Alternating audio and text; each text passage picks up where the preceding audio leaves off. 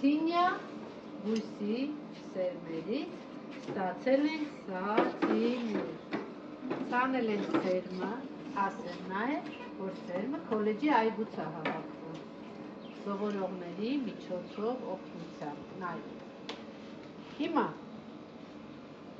նախ ծանոթացնել ինչպես կարելի է ծաղիկի սերմը ցանել։ Եթե ծաղիկի սերմը, տվյալ սերմը ցանեք, վրան շատ հող լցնեք, ձեր ծաղիկը չի ծլի։ Այսինքն սերմի վրա հողը լցնում է կախված սերմի մեծությունից, իսկ ինքը այնքան նուրբ է, որ ընդամենը հարկավոր է ծածկել, ինքը չերև է պարզապես, ու ցողել, որպեսզի եթե ջուր լցնենք առատ, ինքը կգնա միտեղ կհավաքվի, հա, կհոսի ջրի հետ։ Դրա համար ցողում ենք վերևից, որ սերմը մնա։ Այդքան աշխատանք անելուց հետո,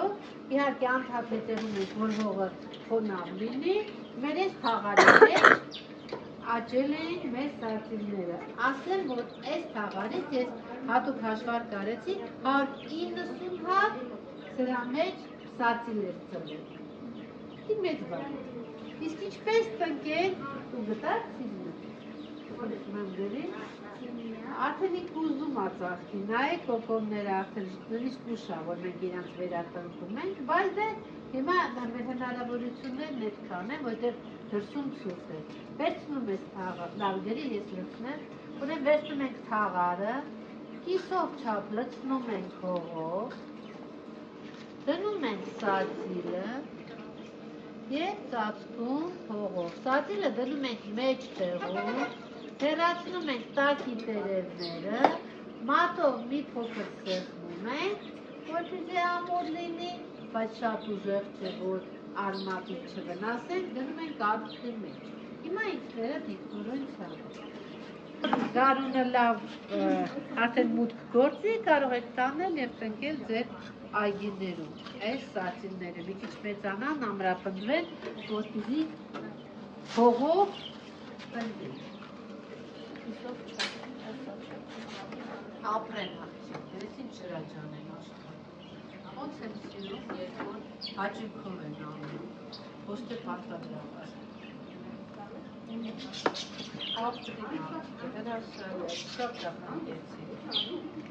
Շատ լավ բույս է դառնալու, համոզված եմ, որտեղ սերը փոխանցվում է։ Անպայման բույսը զգում է, թե ինչ երկրությամբ հետ դրան տնկել։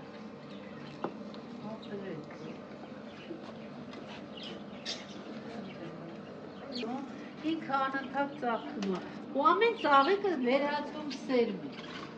Իսկ ամեն մի ծաղիկը տալիս է 50-ից ավել սերմ։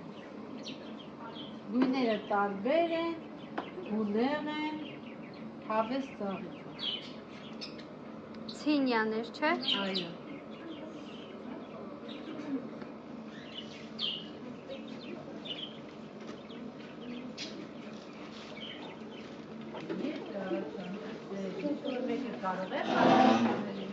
Նրան է Սոֆի, եկեք դուք էլ արեք։